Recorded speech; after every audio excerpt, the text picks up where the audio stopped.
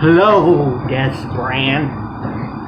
Now I know this is not my wrestling channel, but I thought I'd do a special so I can get it to the most people as possible, since a lot of you here do subscribe to me because of the wrestling figures videos that I do here on the channel when I buy a wrestling pop or a WWE action figure, or most recently the cage play set for the cage match, right? So I figure a lot of you are WWE fans, so I thought instead of doing this on the wrestling channel, which is Wrestling RIP, where I can get little views, I thought I'd do this one-time gimmick here on my main channel, Guest Brand.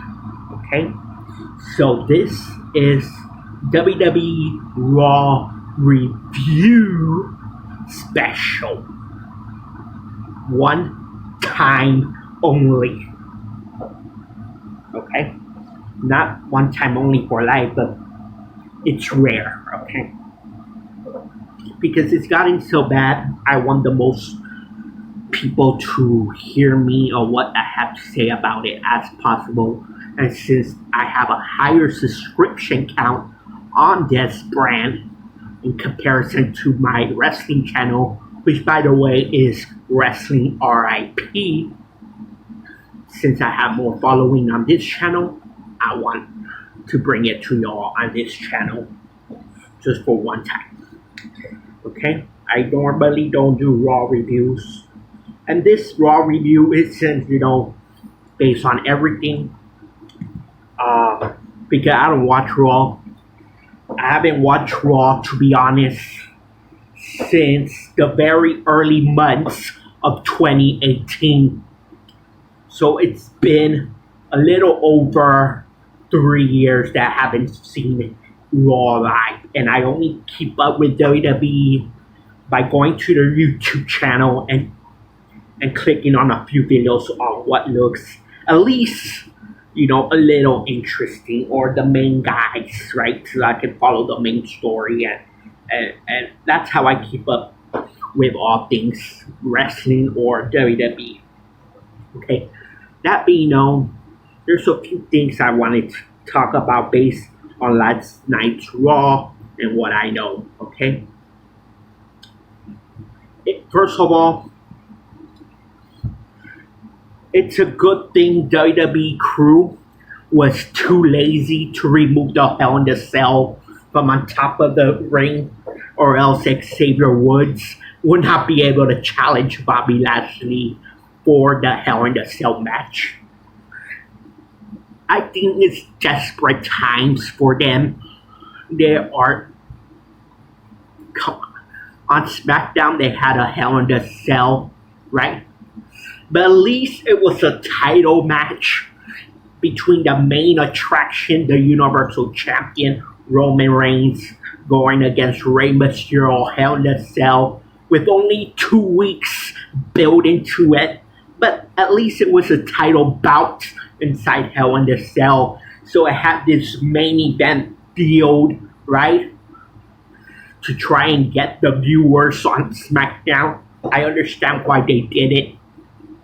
Okay, and then they do the same thing here on Raw, right? But the problem is, you got your WWE Champion Bobby Lashley going against Xavier Woods. It's not for the title. It's just Lashley taking on the tag team partner of who his opponent will be at Money in the Bank, Kofi Kingston. So what happens if Xavier Woods were to win, right? Then he will be in line for a title shot too.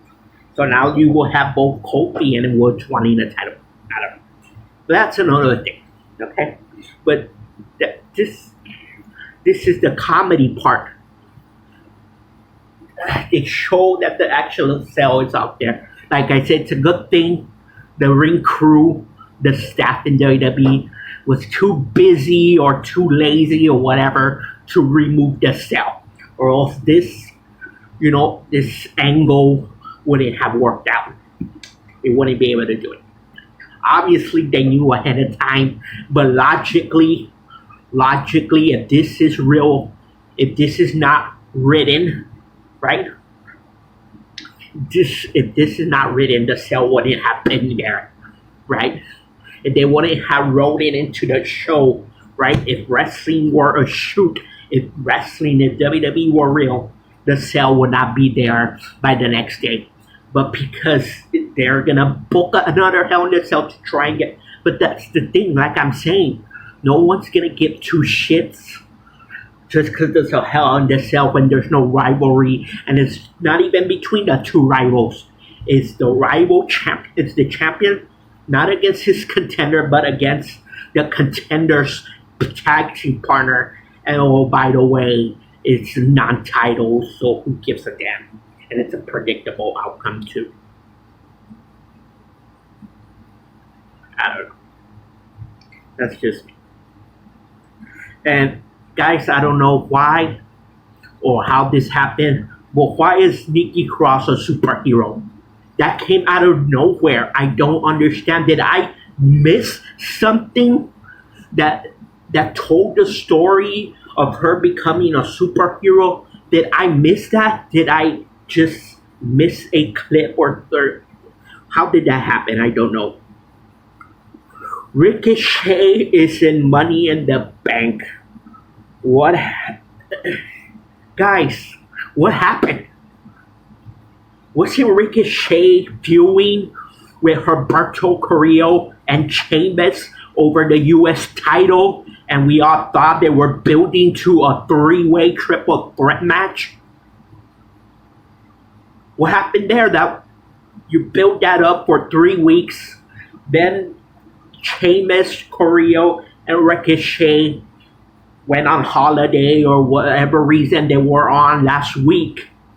So because they weren't not on last week's show, I guess that their way of saying, nah, forget this storyline. We take them off TV for a week. We bring them back the next week. The people are going to forget about that. No, that's not how it works. You can't just say, take them off TV for a week. By the next week, the people are going to forget that we were teasing and building a triple threat. And now it's like it never happened. It's like Ricochet and Carrillo were never trying to gain a shot at Sheamus as US. It's like WWE totally forgot what they wrote 2-3 weeks ago. Where did that go? It went nowhere, that angles. Sheamus has a broken nose. Is that supposed to be the reason why he can't defend the U.S. title and this entire angle was, canceled? I don't believe it. They forgot. They forget their own booking a week or two later. Ricochet's and Money in the Bank. Come on, man. Come on. We got jobbers beating former world champions in these Money in the Bank qualifying matches. We got Riddle defeating Drew McIntyre. Then we got John Morrison defeating Randy Orton. Right? Then we got Ricochet defeating AJ Styles. These all were Money in Bank qualifyings. So the three jobbings. Oh, and by the way, what happened to RK Bro? Did they forget that too? Because Ricochet and Randy were in singles matches. They weren't involved in the tag team. What? Did they just cancel that too? Did they say, forget about that? Did they invested about 5 to 6 weeks of TV trying to build this team, and then this week they decide, RK Bro, not a thing anymore, forget about that, or they forget what they wrote the past 5 to 6 weeks of this team.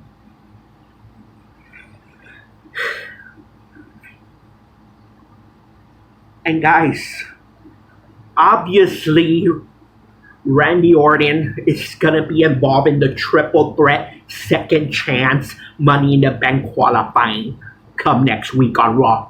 So obviously he's gonna be nowhere near Riddle anymore in that tag team, right? And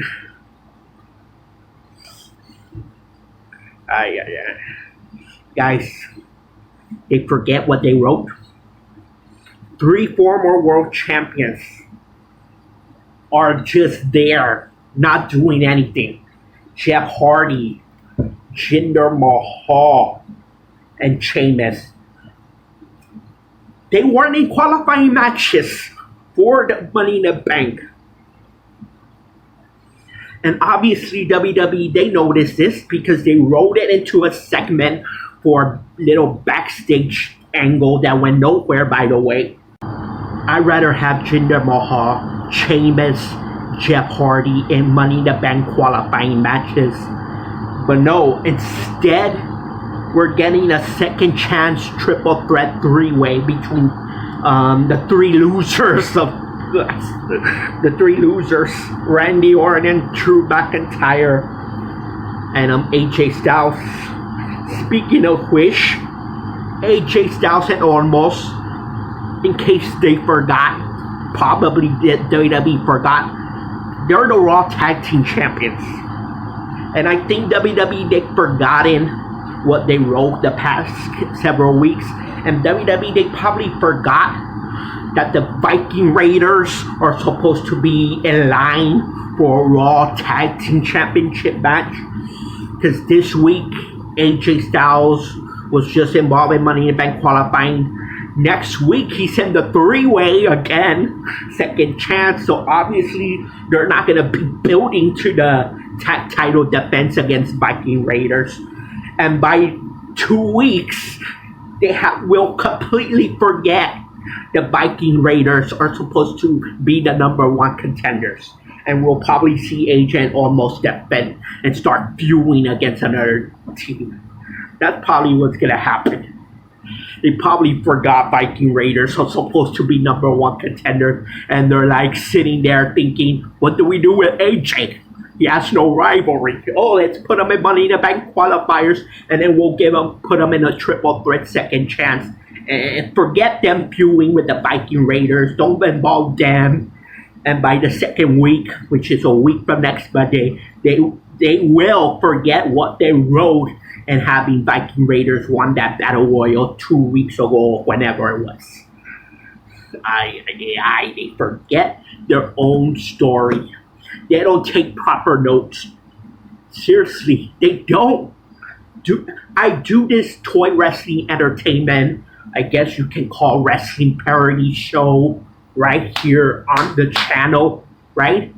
And dude, I take notes on my phones.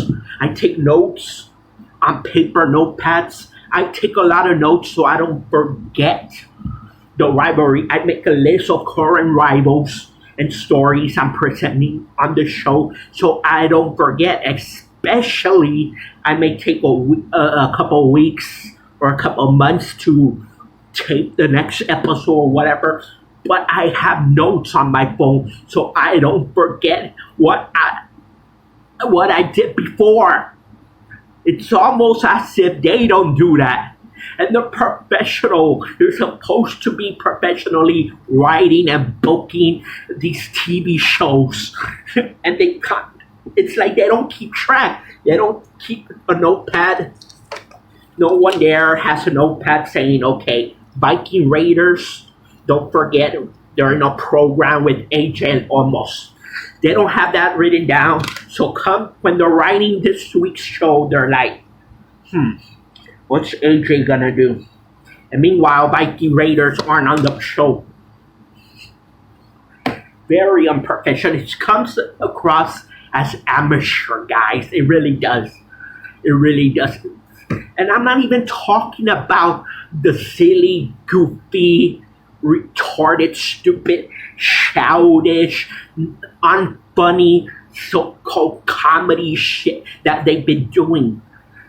Morrison and Miz with the little, thing that squirts out water, and Alexa Bliss controlling, manipulating somehow the hand gestures of what's his name? This whole stupid. Even before that, stupid goo coming out of Randy Orton in the build to WrestleMania. All these stupid nonsense stuff that's not funny. It's stupid. It's just stupid and silly. It's not entertaining. It ain't. A lot of this stuff is like stuff you will see YouTubers do that I myself have seen, and I'm like, that's not funny. That's not entertaining. I'm gonna assume if they have young writers, they're probably the young writers that are pitching this stupid shit. They're watching YouTubers do it online, and then they're pitching that similar stuff to the program. That's how it feels when I see some of these clips on YouTube. It's like, really? Really?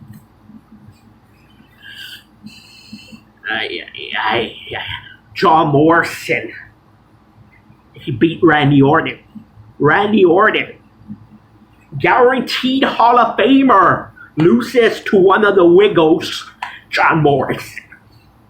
I call him the Wiggles because that's what Miz and Morrison with their music videos, acting in bunny outfits and stuff.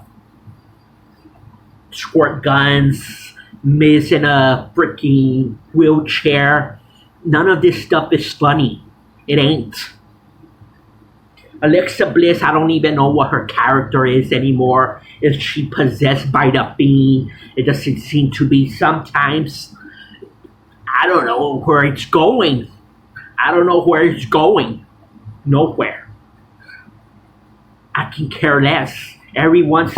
And the problem is, people, you go to the videos and you got people putting this stuff over.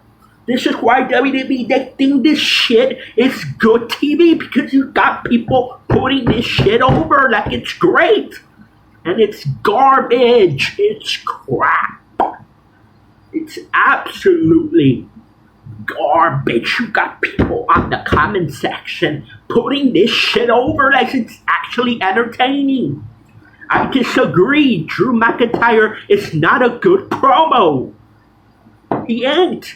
He's doing the same cheesy promos we booed John Cena for doing for years and years. But because he ain't John Cena, because at some point Drew McIntyre left WWE, or he was fired, and he went to TNA and worked some indie matches, and then he came back to WWE, but because he worked some indie matches when he left, oh, he's great. Give me a break. Drew McIntyre at this point is overrated. Drew McIntyre should have been champion in 2010, not in 2020. Never mind 2021. Horrendous. Bobby Lashley should have been champion 2008. 2008, not 2021. There's a lot. It's fucked up. They have no idea what they're doing when it comes to the booking of their TV, especially Raw. Especially. We'll have a character come out, then they'll miss 2 or 3 weeks of TV. How are we supposed to get heat on Jinder and his new henchmen, Shanky and Beer, when they haven't really been on? You're not building the stables. We're not seeing them. Nobody's watching Superstars and Main Event on Peacock. I'm sorry. Nobody's watching that. Nobody is. Come on. Do you really think anyone who isn't a loser, okay, actually wasted their time watching Hell in the Cell when it was Father's Day? Really? And that's how stupid they are. Whoever's booking the events should know. Hello? I'm not going to book a pay-per-view on a Father's Day because then less people are going to watch. I know it doesn't matter because they already paid for the Peacock But still, you want everyone talking about it as much. You want people seeing it and putting it over if they can online. Probably less people watch Hell in a Cell than a WrestleMania Backlash, just because it was Father's Day. They were spending time with their fathers. They're spending time with their kids because they're fathers. I myself was at work, but when I had time after, I wasn't anywhere near. I didn't even remember about that Hell in the Cell pay-per-view because it was Father's Day. So that's an overall thoughts of Raw from the past weeks, months, and whatever. It's just so stupid.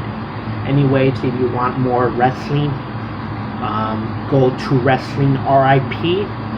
I'll put stuff when I talk about wrestling a few times out of the month.